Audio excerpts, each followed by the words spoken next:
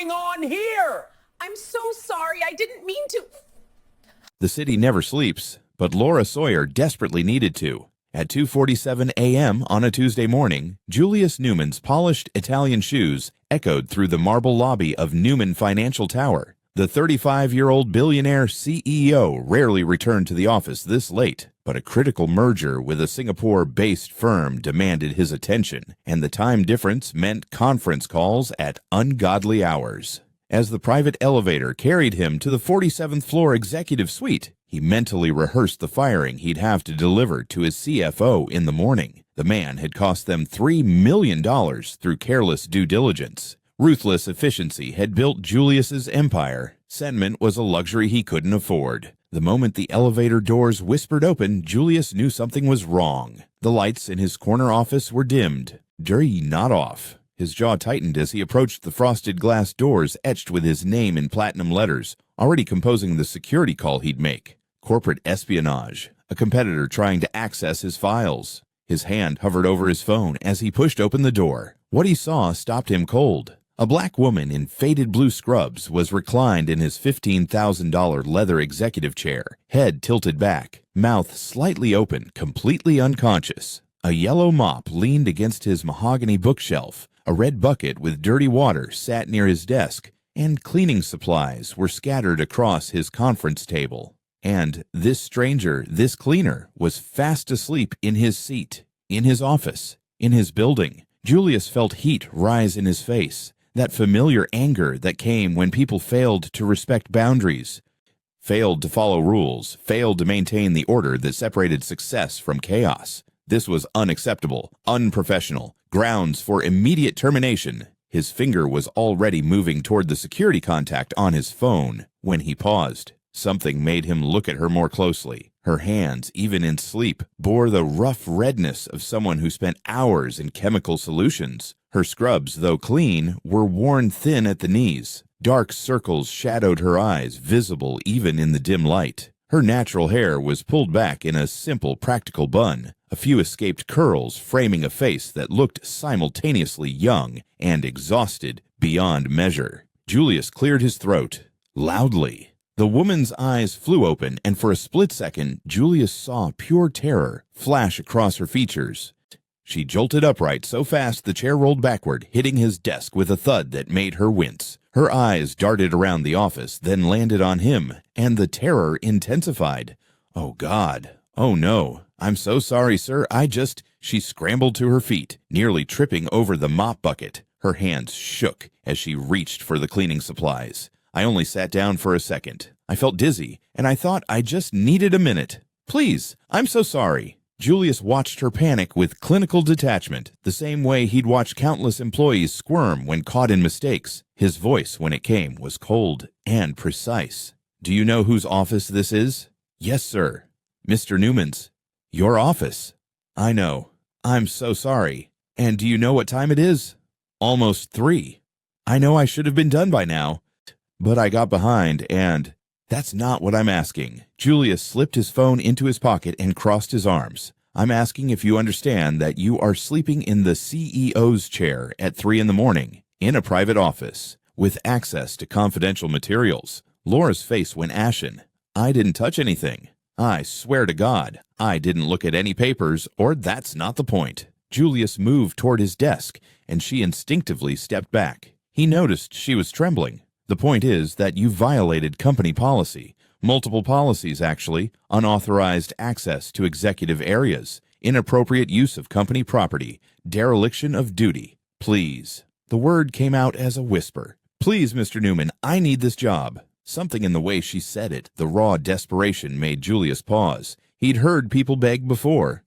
Employees pleading to keep positions they'd proven incompetent in. Investors begging for one more chance after squandering millions. But this was different. This wasn't about pride or ego. This was survival. Against every instinct, against his better judgment, Julius found himself asking, why are you working at this hour? The cleaning services contract specifies evening shifts, 6 to 10. Laura's eyes flickered with something that might have been surprise that he was asking, rather than simply calling security. I work the overnight shift, 11 to 6. It pays an extra $1.50 an hour. Julius did the math automatically. An extra $1.50 over 7 hours, 5 nights a week. For $52 a week extra, you work overnight. Every bit helps, sir. Helps with what? The question came out sharper than he intended.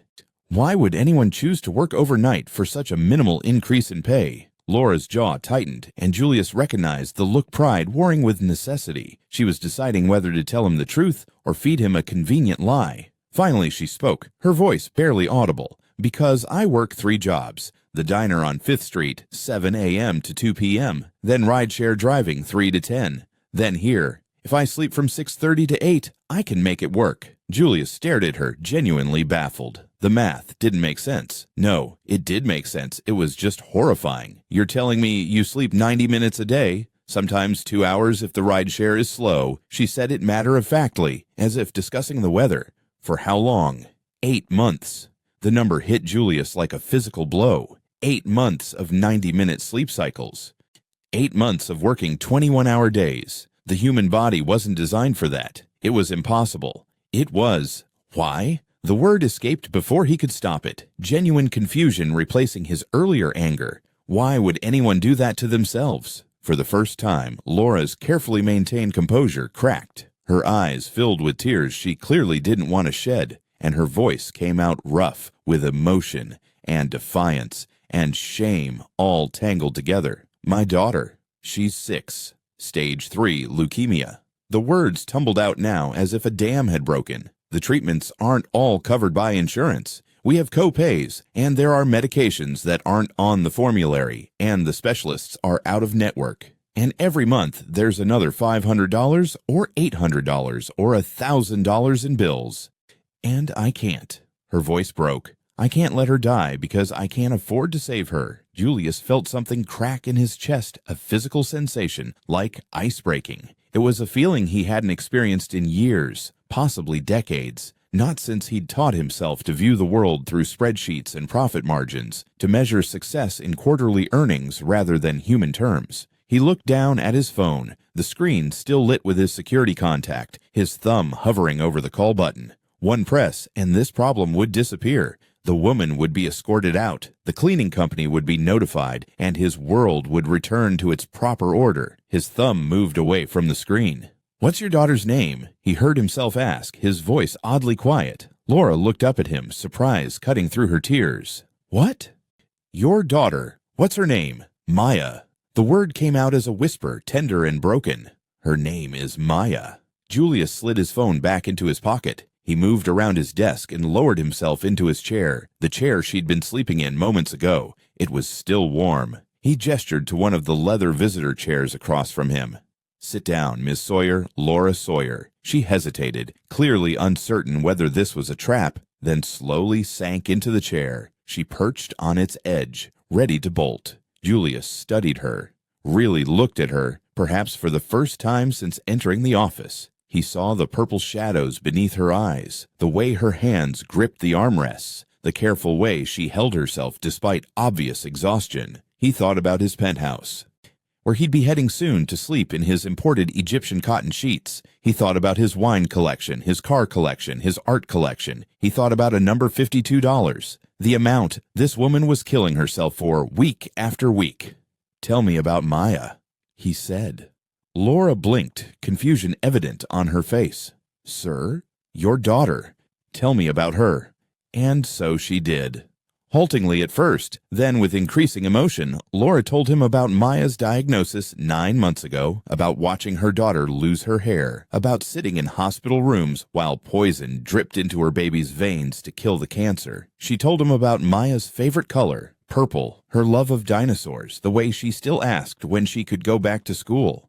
She told him about medical bills and insurance denials and payment plans that would take decades to resolve. Julius listened, and with every word, the crack in his chest widened. When she finally fell silent, he sat in the quiet of his office, surrounded by all the trappings of his success, and felt something he'd spent years avoiding. He felt ashamed. "How much?" he asked. "What?"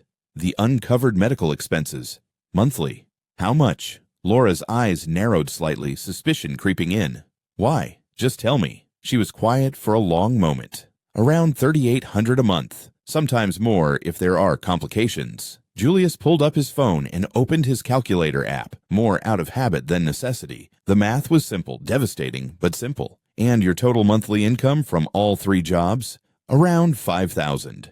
Sometimes a little more, depending on tips and surge pricing, rent, utilities, food, transportation. She was barely surviving. No, she was drowning, and working herself to death was the only way to keep her head above water for just one more day. Julius set his phone down on the desk and looked at Lora Sawyer, really looked at her, and saw something he'd been too insulated, too protected, too wealthy to see in a very long time. He saw himself, or rather, the person he'd been before money had built walls around his heart. A scared kid who needed help and had nowhere to turn. "Ms. Sawyer," he said slowly, "we need to talk." Julius Newman prided himself on making decisions quickly and moving on. It was a survival skill he'd honed over 2 decades in finance. Analyze, decide, execute, forget. Dwelling on things was inefficient. And inefficiency was death in his world. So why couldn't he stop thinking about Lora Sawyer? 3 days after their encounter in his office, he'd sent her home with a warning instead of a termination. He'd told himself it was mercy, though the word felt foreign in his mouth. He'd returned to his normal routine meetings, calls, the Singapore merger that demanded his attention. Yet at odd moments her face would surface in his mind, the exhaustion in her eyes, the way her hands had trembled. The name Maya, spoken like a prayer. By Thursday afternoon, Julius convinced himself it was a management issue. If the cleaning company was exploiting workers, running them into the ground with impossible schedules, that created liability. He needed to know if there were more Loras in his building, ticking time bombs of lawsuits waiting to happen. It was due diligence, nothing more. He called his executive assistant, Patricia Chen, into his office. Patricia had been with him for 8 years and knew how to be discreet. "I need you to look into something for me," he said, keeping his tone casual. "The cleaning service we contract with, I want to know their employment practices, pay rates, shift structures, worker conditions, and specifically, I want information on one of their employees, Lora Sawyer." Patricia's eyebrow rose slightly, but she was too professional to ask questions. How detailed should this investigation be? Everything. Income, expenses, dependents. "I want the full picture." "That's fairly invasive, Mr. Newman. May I ask?" "You may not." He softened his tone slightly. "Please, Patricia, it's important. And keep it quiet." She nodded and left. And Julius tried to focus on the stack of contracts on his desk. He made it through approximately half a page before his mind wandered back to a woman sleeping in his chair because she'd worked 21 hours straight. Patricia returned the next morning with a folder that felt too thin for the weight it carried. "I've compiled what you asked for," she said, setting it on his desk. "Mr. Newman, I feel I should mention thank you, Patricia." "That will be all." She hesitated at the door. "She has a little girl." "The employee you asked about." "I saw the medical records. It's bad." Julius waited until she left before opening the folder. What he found inside made his stomach turn. The numbers were worse than he'd imagined. Lora's cleaning job paid $14 an hour for a 7-hour shift, 5 nights a week, $2,450 monthly before taxes. Roughly $2,100 after. The diner paid $12.50 an hour, plus tips for a 7-hour day shift, 6 days a week, maybe $1,800 on a good month. Rideshare was unpredictable, but her average over the past 8 months was around $1,100 monthly after the platform's cut and gas expenses. Total monthly income approximately $5,000. Maya's medical expenses, the uncovered portion after insurance, averaged $3,800 monthly. Chemotherapy co-pays, specialist visits, medications not on the insurance formulary, anti-nausea drugs at $200 a bottle, lab work, emergency room visits when her fever spiked, rent for a 1-bedroom apartment in a marginally safe neighborhood, $1,400. That left $800 for utilities, food, transportation, clothing, and every other expense that came with being alive. For 2 people, for an entire month.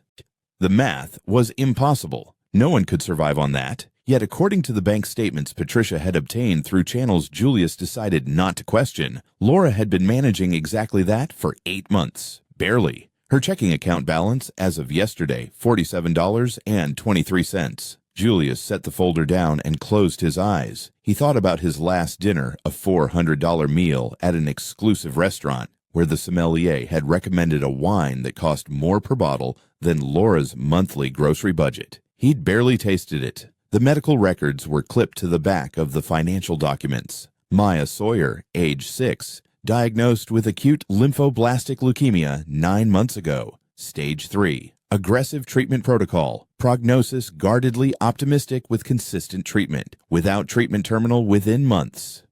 There was a photo paperclip to the file. Patricia must have pulled it from social media. A little girl with a bright smile and no hair holding up a crayon drawing of what appeared to be a purple dinosaur. The caption read, "My brave girl made this today between treatments. She said it's a T-Rex protecting a princess. That's my Maya."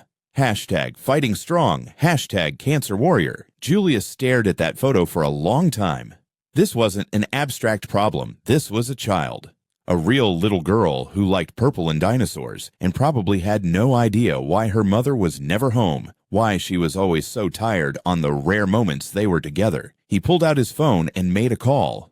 Children's Hospital, Los Angeles. How may I direct your call? Development office, please. 20 minutes later, Julius had arranged a tour of the facility as a potential major donor interested in pediatric oncology programs. It wasn't even a lie by the end of the call. He'd already mentally committed to writing a check. But that wasn't why he was going. He needed to see it. He needed to understand. The hospital was a 40-minute drive from his office. Julius took his Tesla, driving himself rather than using his usual driver. He didn't want company for this. The development director, a woman named Sarah Martinez, met him in the lobby with the kind of enthusiasm reserved for people who might write 7-figure checks. Julius let her talk, nodding at appropriate moments as she led him through the facility. "Our pediatric oncology ward is on the 5th floor," Sarah said brightly as they entered the elevator. "We're very proud of our survival rates.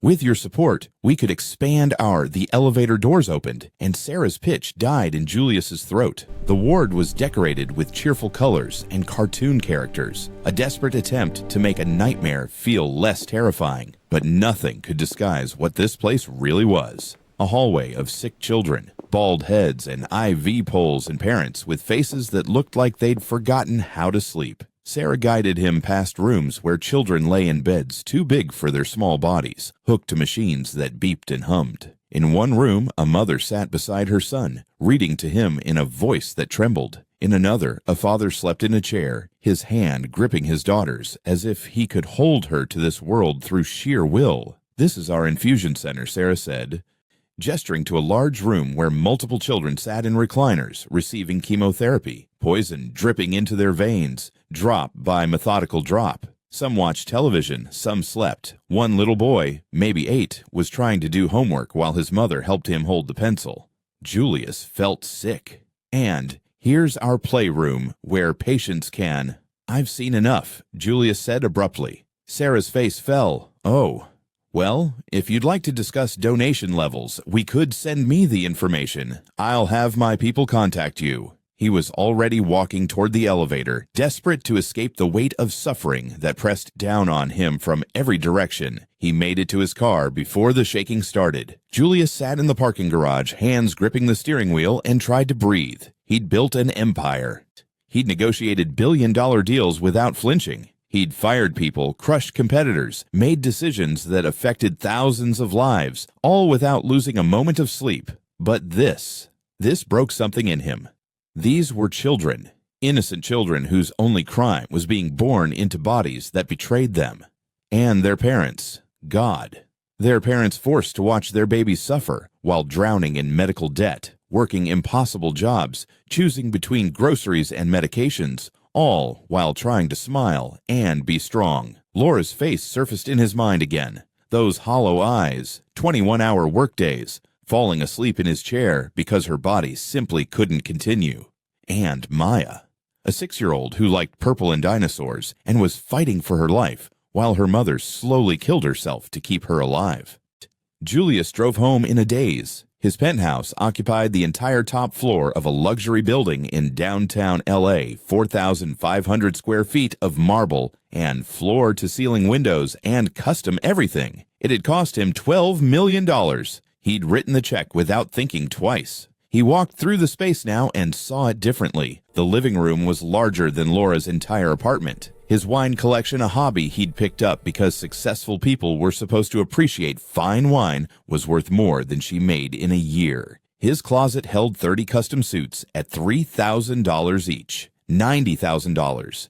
In his closet, more than Lora would make in 18 months of killing herself. Julius poured himself a glass of whiskey from a bottle that cost $800 and stood at the window, looking out over the city. Somewhere out there, Lora was probably at the diner, serving coffee and forcing smiles while running on 90 minutes of sleep. And Maya was either at the hospital receiving poison to save her life, or at home with whatever babysitter Lora could afford, wondering when her mother would come home. The whiskey tasted like ash in his mouth. He thought about his own childhood, the parts he usually kept locked away. Foster homes and donated clothes, and knowing what it felt like to be powerless. Then the scholarship had come. The one funded by some anonymous donor he'd never met. Someone had looked at a scared kid with nothing and decided to help. That decision had changed everything. Julius set down his glass and pulled out his phone. He knew what he had to do. The only question was whether Lora would let him. He suspected she wouldn't. Pride was often all people had when everything else had been taken from them. But he had to try. Because if he didn't, if he just went back to his life of expensive dinners and meaningless luxuries while knowing a child was suffering, then what kind of man was he? Julius opened his contacts and found Patricia's number. It was almost midnight, but this couldn't wait. Patricia, I need you to draft an employment offer and contact my attorney. I need a trust established by Monday. There was a pause. Mr. Newman, it's very late. I know what time it is. This is important. More important than the Singapore deal. More important than anything else on my desk. Another pause. Then Patricia's voice came back, professional and alert. Tell me what you need. And Julius did. The message came through the cleaning company's supervisor on Monday morning. Mr. Newman requested Lora Sawyer's presence in his office at 2 p.m. No explanation, no context, just the summons. Lora spent the hours between receiving that message and the appointed time trying not to throw up. This was it. He'd reconsidered his mercy. 3 days ago, he'd let her off with a warning, but clearly he'd thought better of it. She was going to be fired, and she deserved it. She'd fallen asleep in the CEO's chair, for God's sake. What had she expected? She arrived at Newman Financial Tower at 1:45, giving herself time to find a bathroom and attempt to make herself presentable. Her diner shift had ended at 2, and she still smelled faintly of coffee and fryer grease despite scrubbing her hands raw. She'd changed into the only professional outfit she owned, black slacks and a cream blouse, both from a thrift store, both slightly too big because she'd lost weight she couldn't afford to lose. The reception area on the 47th floor was all glass and chrome and intimidation. The receptionist, a polished woman in a designer suit that probably cost more than Lora's monthly rent, looked at her with thinly veiled confusion. I'm here to see Mr. Newman, Lora said quietly.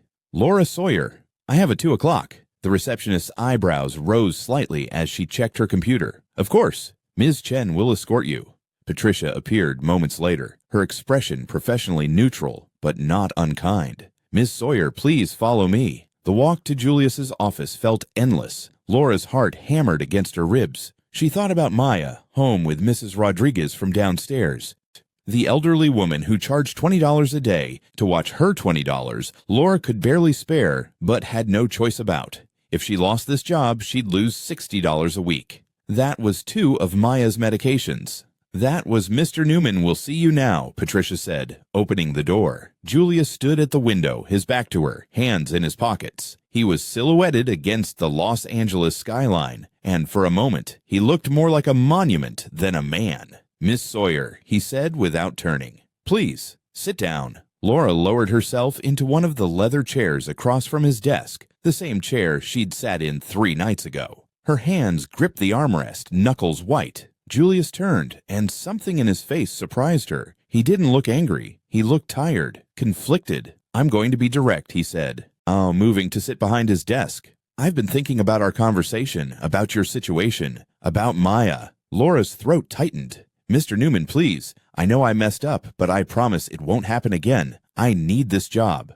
I'll work harder. I'm not firing you. The words hung in the air between them. Lora blinked. You're what? I'm not firing you. In fact, I'm offering you a different position." Julius slid a folder across the desk toward her. "Personal office manager. Normal business hours 9 to 5, Monday through Friday. $80,000 annually plus full health benefits." Lora stared at the folder like it might bite her. "I don't understand."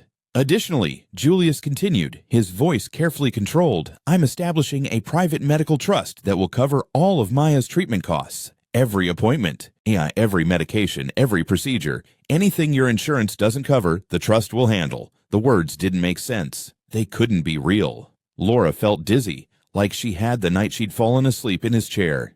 This is a joke. It's not a joke. Then it's insane. She pushed the folder back toward him with shaking hands. "You don't even know me. You don't know Maya." "Why would you?" "Because I can." Julius leaned forward, his expression intense. "Because it's unconscionable that you're working yourself to death while I have more money than I could spend in 10 lifetimes. Because a child shouldn't suffer because her mother can't afford to save her." Lora felt something hot and sharp rise in her chest. It wasn't gratitude, it was anger. "I don't need charity," she said, her voice low and tight. "I don't need some rich white man playing savior so he can feel good about himself." Julius flinched as if she'd slapped him, and Lora felt a bitter satisfaction in that flinch. Because she'd hit the truth, hadn't she? This was about his ego, his guilt, his need to be the hero. "That's not what this is," Julius said, but his voice lacked conviction. "Isn't it?" Lora stood, fury giving her strength despite her exhaustion. "Let me guess. You went home to your mansion and felt bad about the poor black woman with the sick kid. So you decided to swoop in and fix everything, and now you get to be the generous billionaire while I get to be the charity case. Well, I don't need your pity." "This isn't pity." "Then what is it?" Her voice cracked. "What do you want from me? Because in my experience, nothing's free, especially not from people like you." Julius's expression hardened, and Lora saw his own anger rising to meet hers. "Fine, you're right. Go ahead and kill yourself working 3 jobs. Watch your daughter suffer because you're too proud to accept help. At least you'll have your dignity when she asks why mommy's never there. When she asks why she hurts all the time and why you can't make it stop." The words hit like a physical blow. Lora felt her face crumble, felt tears she'd been holding back for months finally break through. Because he was right. God help her. He was right. She turned toward the door, needing to escape before she completely fell apart in front of this stranger. "Miss Sawyer, wait, don't." She stopped, one hand on the door handle, not turning back. "You don't understand. You can't understand. Then help me understand." Lora closed her eyes. She thought about Maya's last hospital visit, when the oncologist had said the treatment was working, but they couldn't afford to stop now. She thought about working through a fever last week because she couldn't afford to miss a shift. She thought about the electricity bill she'd been late on, the disconnect notice that had come yesterday. "My whole life," she said quietly, "people like you have offered help that came with strings, with expectations, with humiliation. When I was 16, a guidance counselor offered to help me get into college. Turned out he wanted something in return. When I was 22, my landlord offered to reduce my rent if I'd be nice to him. When Maya was diagnosed, a church offered to help with medical bills if I'd attend services and let them parade us around as their charity project." She finally turned to look at Julius, letting him see the tears on her face. "I learned early nothing's free, especially not for people who look like me. So forgive me if I don't trust some billionaire who suddenly decides he cares about my daughter after finding me asleep in his chair." Julius was quiet for a long moment. When he spoke, his voice was softer. "Then consider it a loan. Pay me back when Maya's healthy. Or don't. I don't care. Structure it however you need to in order to accept it. But please." He paused, and Lora saw something vulnerable cross his face. "I can't know about this and do nothing." "Why?" The question came out as a whisper. "Why do you really care?" Julius stood and walked to the window again, looking out over the city. For a long moment he said nothing, and Lora wondered if he'd answer at all.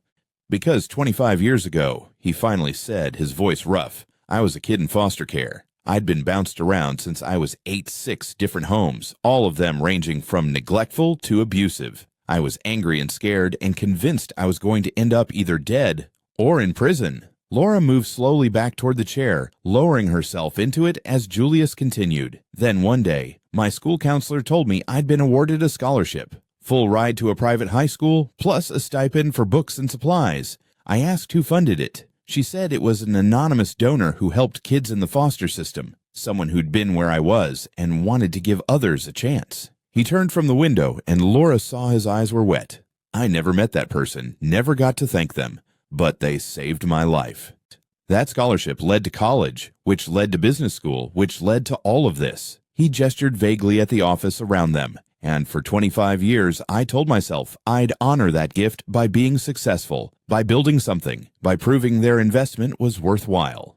But, Lora prompted softly, but somewhere along the way, I forgot the point. Julius moved back to his desk, sinking into his chair. I got so focused on accumulating wealth that I lost sight of what wealth is actually for. And then I found you in my chair, working yourself to death for $52 extra a week, and I saw myself. The me I was before someone decided I was worth saving. He looked directly at her. This isn't charity, Miss Sawyer. This is me finally understanding what my money is supposed to be for. And it's not another car or another bottle of expensive wine or another meaningless acquisition. It's for this, for making sure a little girl doesn't lose her mother, for making sure you don't have to choose between being there for Maya and keeping her alive. The silence stretched between them, heavy with emotion neither of them quite knew how to process. I'm scared, Lora finally whispered. I'm scared to believe this is real. I'm scared of what you'll want in return. I'm scared of being disappointed again. I understand that, Julius said, and I can't promise I'm not being selfish in some way. Maybe I am trying to ease my conscience, but I can promise you this, no strings, no expectations beyond you doing the job, no humiliation. You'd be an employee, not a charity case, and Maya's trust would be legally binding once it's established. I can't touch it. It's hers, protected, regardless of what happens between us professionally. Lora wiped her eyes. Why office manager? I don't have any qualifications for that. You work 3 jobs simultaneously and somehow keep a 6-year-old alive through cancer treatment. You're the most qualified person I know. A small smile touched his lips. Besides, my current system is chaos. I need someone organized, dedicated, and not afraid to tell me when I'm being an idiot. Based on this conversation, you're perfect. Despite everything, Lora felt a laugh bubble up, broken and wet, but real. You are being an idiot. See? Perfect fit. Lora looked down at the folder still sitting on the desk between them. Inside was a job offer that would change everything. The death of Maya's death sentence. The chance to sleep more than 90 minutes a night. The opportunity to actually be a mother instead of just a desperate woman working herself to death. If I say yes, she said slowly, and this goes wrong somehow if there are strings I'm not seeing, yet I'm walking away, and I won't feel guilty about it. Fair enough, and I'm paying you back. I don't care if it takes the rest of my life. This is a loan, not a gift.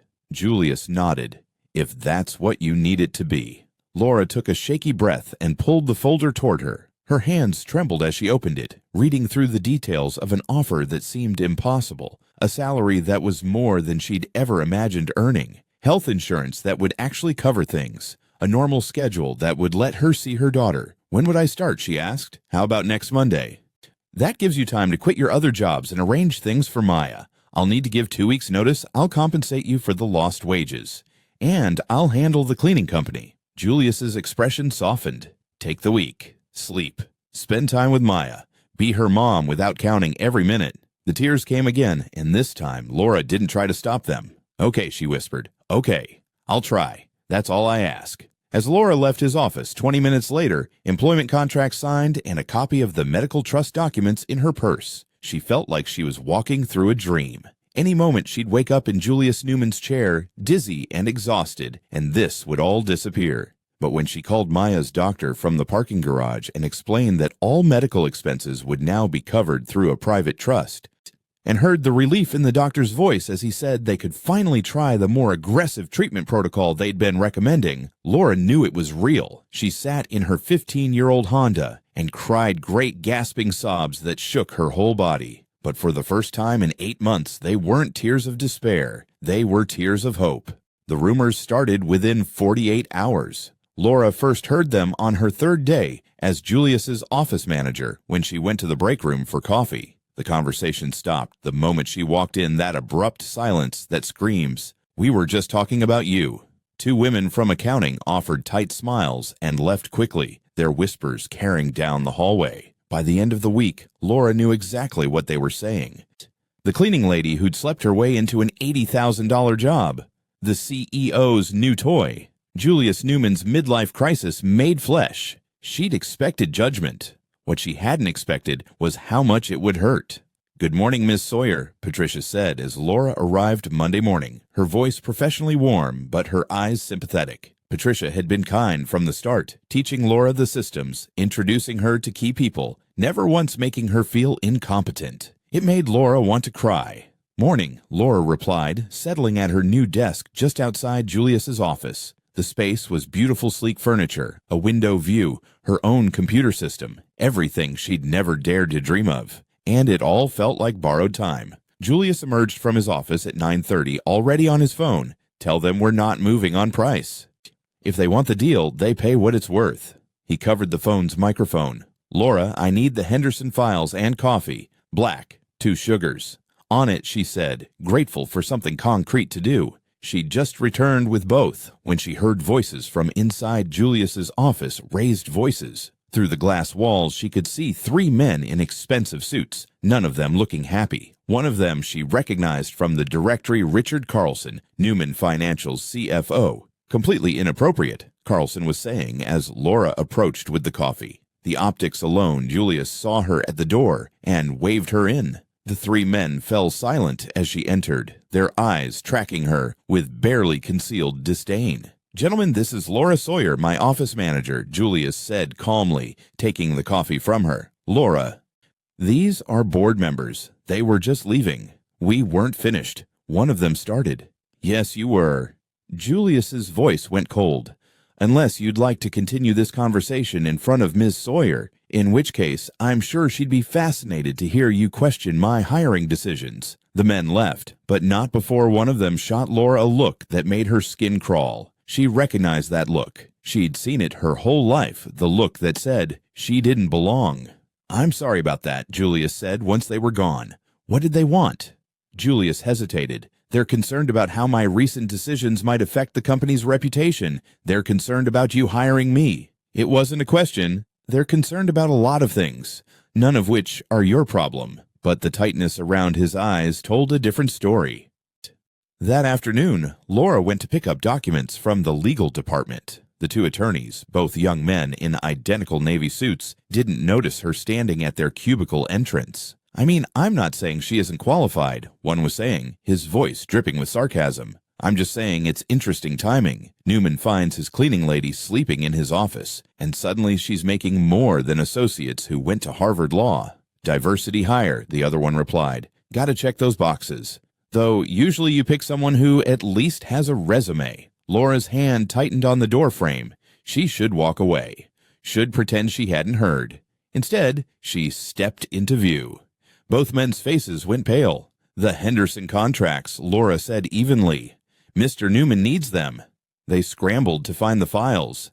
Neither meeting her eyes, Lora took the documents with shaking hands and walked back to her desk with her head high and her heart shattering. She made it until 6 p.m. after Julius left for a dinner meeting before she broke down in the bathroom. Great, gasping sobs that she muffled with her hand because even here, even in her pain, she couldn't let anyone see her weakness. Her phone buzzed. A text from Maya's nurse. "Treatment going great. Maya asking when you'll be home. She made you a picture." Lora stared at that message and felt torn in two. Maya was getting better. The aggressive treatment protocol that her old insurance would never have covered was working. Her daughter's white blood cell counts were improving. The tumors were shrinking. For the first time in 9 months, the word remission had been spoken as a real possibility.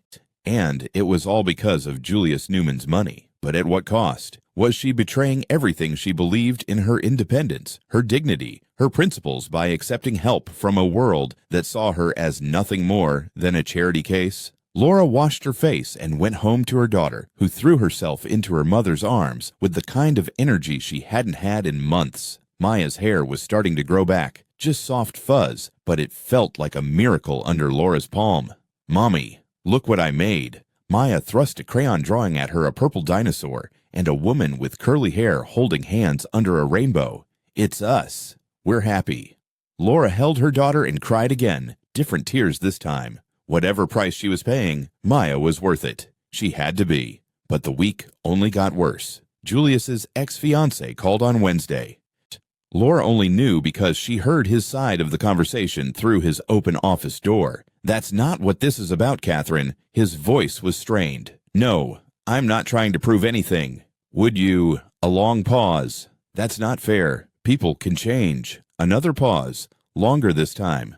"Maybe you're right. Or maybe you just can't imagine that I might actually care about someone other than myself." He slammed the phone down, and Lora pretended to be deeply absorbed in her computer screen. Catherine had apparently seen the small news piece about Julius's charitable gesture, the trust fund for a child with cancer. The article hadn't named Maya or Lora, but it had sparked speculation about Julius's motives. Was this a genuine change of heart or a billionaire buying good PR? The gossip sites were less kind. Newman's new plaything? One headline read, accompanied by a grainy photo of Lora leaving the office. Another asked, midlife crisis or office romance? Lora tried to ignore it. Julius tried harder, but the damage was spreading. On Thursday, Julius called an all-staff meeting. Lora watched from the back as he addressed the company, his jaw tight. "I've heard the rumors," he said bluntly. "I'm aware of what people are saying about my hiring decisions. Let me be clear. Ms. Sawyer was hired because she's qualified, dedicated, and exactly what this office needs. Anyone who has a problem with that can come speak to me directly. Anyone who continues to spread rumors or creates a hostile work environment will be terminated. Are we understood?" The room was silent, but Lora saw the looks, some respectful, many skeptical, a few openly hostile. Julius's protection was a double-edged sword. It proved he valued her, but it also proved she needed protection. The crisis came Friday afternoon. Richard Carlson appeared at Julius's door with 2 other board members, all of them looking grim. "We need to talk. Now." Julius glanced at Lora. "Hold my calls." She nodded, but their voices carried through the glass. "Maxwell Industries is threatening to pull their account," Carlson said without preamble. "All of it. $340 million annually." Lora's breath caught. Even she knew Maxwell was Newman Financial's largest client. "On what grounds?" Julius's voice was dangerously quiet. "They're concerned about your judgment, the rumors about your personal life. They're suggesting that your charitable impulses might compromise your business decisions. That's ridiculous." "Is it?" Another board member leaned forward. "Julius, you hired a woman with no qualifications to a senior position at an extraordinary salary. You established a medical trust for her child. The optics are terrible. It looks like either an affair or a breakdown, neither of which inspires confidence in our investors. Lora Sawyer is qualified. She was a cleaner." Carlson's voice rose. "And now she's making $80,000, and you're paying her daughter's medical bills. Come on, Julius. Even you have to see how this looks." Through the glass, Lora watched Julius's face turn to stone. She knew that look had seen it the night he found her in his chair. It was the look of a man about to make a ruthless decision. Her phone was in her hand before she consciously decided to move. She texted Maya's nurse. "How long can we stretch current treatment without additional funding?" The response came quickly. "Maybe a month if we're careful." "Why?" Lora didn't answer. Instead, she opened a new document on her computer and began typing her resignation letter. Her hands were steady. She'd known this was temporary, known it was too good to be true. At least Maya had gotten 2 months of treatment. At least they'd tried. The men left Julius's office, Carlson looking satisfied, the others merely relieved. Julius stood at his window, his back to the room, his shoulders rigid with tension. Lora saved her resignation letter and printed it. She was walking toward his office when her phone rang. Maya's school. "Miss Sawyer, this is Principal Rodriguez. I wanted to let you know Maya had a wonderful day today. She participated in PE for the first time all year. Her teacher said she was smiling and laughing. Whatever you're doing, keep doing it."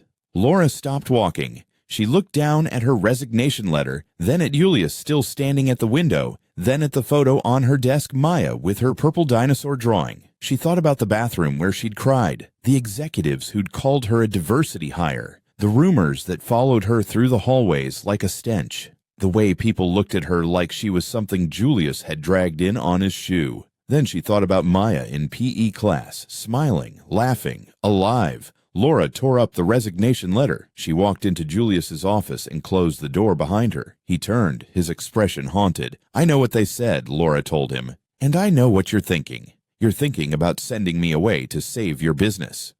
Julius didn't deny it. "So here's what I need to know," Lora continued, her voice steady despite her racing heart. "Are you doing all of this for me and Maya, or are you doing it to prove something to yourself?" The question hung between them, heavy with everything unsaid. Julius looked at her for a long moment.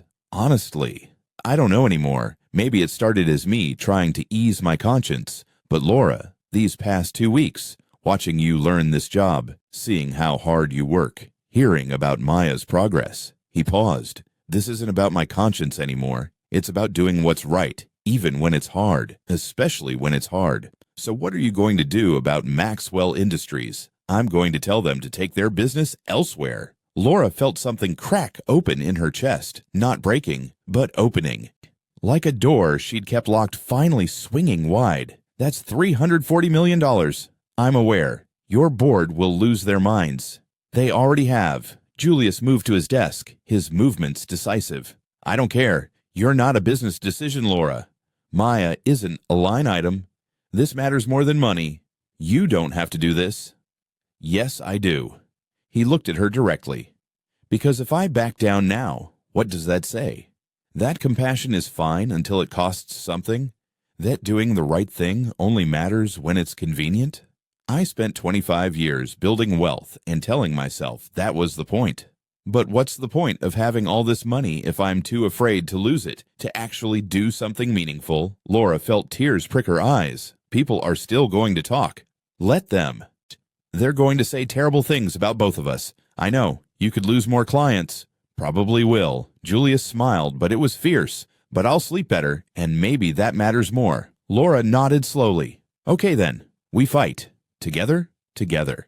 As Lora left his office, she felt something shift. They were still going to face the rumors, the judgment, the microaggressions. The world wasn't going to suddenly become kind just because they'd decided to stand firm. But for the first time since accepting Julius's offer, Lora felt like maybe, just maybe, she hadn't betrayed her principles. Maybe accepting help wasn't weakness. Maybe vulnerability, when met with genuine compassion, was actually a kind of strength. Her phone buzzed with another text from Maya. "Love you, Mommy. See you soon." Lora smiled through her tears. Whatever came next. At least her daughter was smiling again. That had to count for something.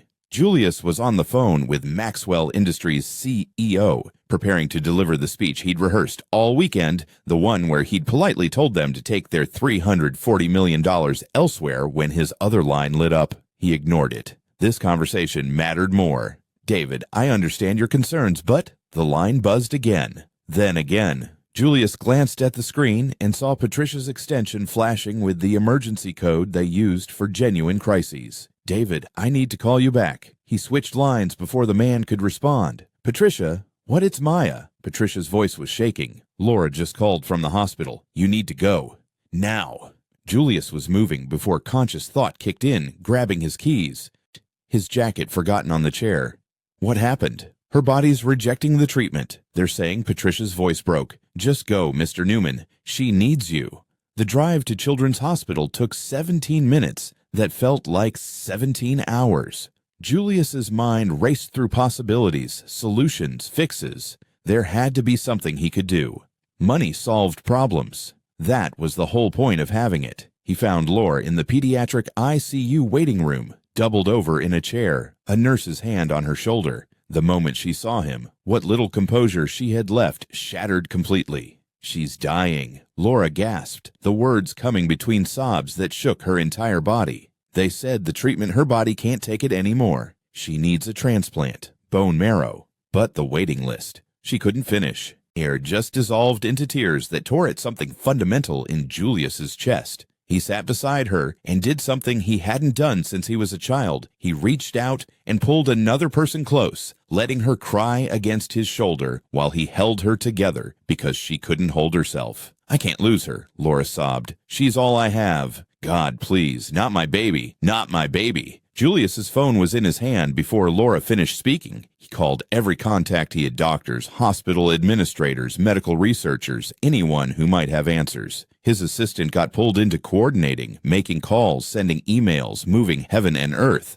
I'll pay whatever it takes, Julius said for the 14th time, this time to the head of the transplant program. Move her up the list. I'll donate $10 million to the hospital. 20. Name your price. Mr. Newman. The doctor's voice was kind but firm. This isn't about money. The transplant list exists for ethical reasons. We can't prioritize based on ability to pay. And even if we could, Maya needs a compatible donor. Without that, all the money in the world won't help. Julius ended the call and stared at his phone like it had betrayed him. His hands were shaking. It's not working, he said to no one in particular. None of it's working. Lora looked up at him, her face devastated but somehow understanding. Julius, you can't buy this. I know you want to. God, I want you to. But some things, her voice broke again. Some things money can't fix. For the first time in his adult life, Julius Newman was completely powerless. All his wealth, all his connections, all his carefully constructed control over his world, none of it mattered. A 6-year-old girl was dying, and he couldn't stop it. He thought he might be sick. Julius stood abruptly. He found himself walking blindly through the hospital corridors until he ended up in the chapel. It was a small room with plain wooden pews and stained glass windows that cast colored light across the floor. Julius hadn't been in a chapel since he was a child, hadn't prayed since he couldn't remember when. The door opened behind him. Lora stepped inside, her eyes red and swollen, her hands still trembling. I thought I'd find you here, she said quietly. They sat together in the silence, two people from different worlds united in helplessness. Outside these walls, Julius had power. Inside them, he had nothing. I'm sorry, Julius finally said, his voice raw. I thought money could fix anything. I was so sure I could save her. I was wrong. Lora reached over and took his hand. Her grip was tight, desperate, but also somehow comforting. You gave us 2 months of hope, she whispered. Maya got to be a normal kid again, even for a little while. She smiled. She laughed. She went to PE class and played with other children. That's not nothing, Julius. That's everything. Her grace humbled him completely. Here she was, facing every parent's worst nightmare, and she was comforting him. I don't know how to do this, Julius admitted. I don't know how to accept that I can't fix this. You learn, Lora said simply. You learn that some things are bigger than control, bigger than money. You learn till Lora's phone rang. She answered it with shaking hands, her voice barely a whisper. Hello? Julius watched her face transform confusion, then disbelief, then something that looked like hope but afraid to believe. Are you sure? You're absolutely sure? Lora was standing now, gripping Julius's shoulder. Yes, we'll be right there. Thank you. Thank you. She ended the call and looked at Julius with tears streaming down her face, different tears this time. They found a match, she breathed. Someone came forward. They're a perfect match for Maya. The donor was a 26-year-old programmer named David Chen who worked in Newman Financial's IT department. He'd seen the news coverage about Julius's foundation, the small piece that had run in the business section, about the CEO helping a child with cancer. David had lost his sister to leukemia when he was 12. He'd gotten tested as a potential donor years ago and never been called. Until now. I saw the story and thought, what if that was my sister? David told them in the hospital waiting room while Maya was being prepped for surgery. He was slight and soft-spoken, wearing a faded Star Wars t-shirt. I called the registry, asked if they needed donors for pediatric cases. They ran my profile and... He shrugged, as if it were nothing, as if he weren't about to save a child's life. Julius couldn't speak. He just shook David's hand and held on longer than was probably appropriate, trying to convey everything he felt through that contact. The transplant took 6 hours. Julius and Lora waited together, saying little, their fear a living thing between them. When the surgeon finally emerged with a tired smile, they both stood so fast they nearly fell over. It went well, the surgeon said. Now we wait and see if her body accepts the transplant. But I'm cautiously optimistic. Lora collapsed back into her chair, sobbing with relief. Julius sat beside her, his own eyes wet, and let himself feel something he'd avoided for decades. He let himself feel everything. Maya's recovery was slow but steady. The transplant took. Her body, so battered by months of treatment, began to heal. Lora practically lived at the hospital, and Julius found himself there too, bringing coffee, sitting with Lora during the long nights, reading to Maya when she was strong enough to listen. It was during one of those nights, sitting in a hospital chair while Lora dozed and Maya slept peacefully for the first time in days, that Julius had his epiphany. This helping one child, supporting one mother, was good, but it wasn't enough. How many other Loras were out there right now working themselves to death? How many other Mayas were suffering because their parents couldn't afford care? He'd been given power. The question was what he'd do with it. Julius announced the foundation 3 weeks later, once Maya was stable enough that Lora could attend the press conference. The Newman Hope Foundation would provide financial support to working families facing medical crises. $50 million to start, with plans to raise more. Lora would run it not as charity, but as a job she'd earned through her experience, her resilience, and her understanding of what these families actually needed. The board was furious. Richard Carlson resigned on the spot. Another board member followed. Maxwell Industries officially pulled their account. Julius didn't care.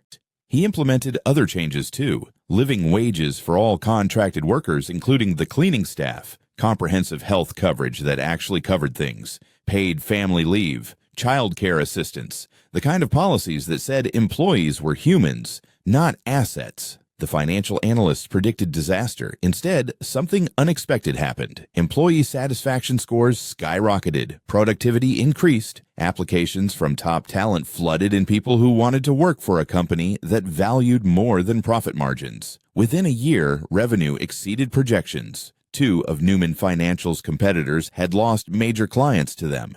It turned out people liked doing business with companies that had values. But the numbers, for once, weren't what mattered to Julius.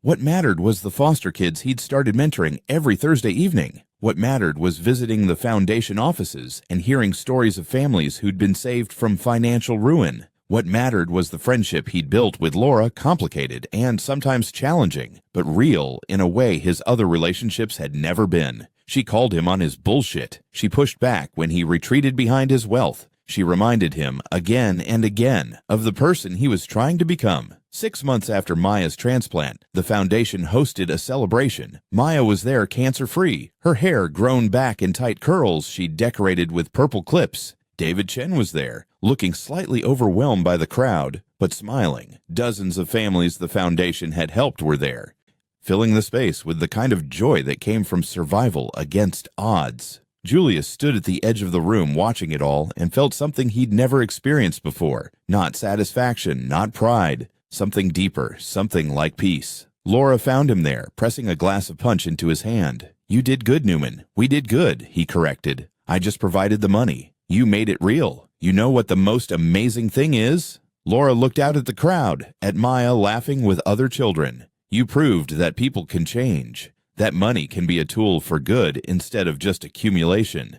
That caring doesn't make you weak, it makes you strong." Julius smiled. "You taught me that. You and Maya." "No." Lora's voice was firm. "We just reminded you of something you already knew, but forgot. That little boy in foster care who needed help, he's still in there. You just found him again." Julius thought about that boy, angry and scared and convinced he was worthless. He thought about the anonymous donor who'd saved his life by believing he deserved a chance. He thought about the man he'd become successful and wealthy and hollow. And he thought about who he was now. Still learning, still growing, still trying to figure out how to use his power for something that mattered. "Thank you," he said quietly, "for trusting me, for challenging me, for not letting me hide." Lora bumped his shoulder with hers. "Someone had to keep you honest." Maya ran up then, dragging David Chen by the hand. "Mr. Julius, David says he'll teach me to code. Can I learn, please?" Julius looked at this child alive and vibrant and so full of future and felt his throat tighten. "I think that's up to your mom." "Can I, Mama? Please." Lora laughed, the sound bright and unguarded. "Sure, baby. Why not?" As Maya dragged David off to explain exactly what kind of game she wanted to create, Julius and Lora stood together in comfortable silence. "You ever think about that night?" Lora asked, "when you found me in your chair?" "Every day," Julius admitted. "It was the night everything changed. For both of us." Lora smiled. I was so scared, so sure you were going to destroy my life. Instead, you saved it. And maybe I saved yours a little too." Julius nodded. That night, he'd been prepared to fire a woman for falling asleep. He'd been prepared to protect his world from anything that threatened its perfect order. He'd been prepared to be exactly who he'd always been, ruthless, efficient, detached. He'd never be that man again. Looking out at the celebration, at families laughing, at children playing, at proof that compassion could change the world one person at a time, Julius Newman finally understood what his anonymous donor had known 25 years ago. Money was just a tool. What mattered was what you built with it. And he was just getting started.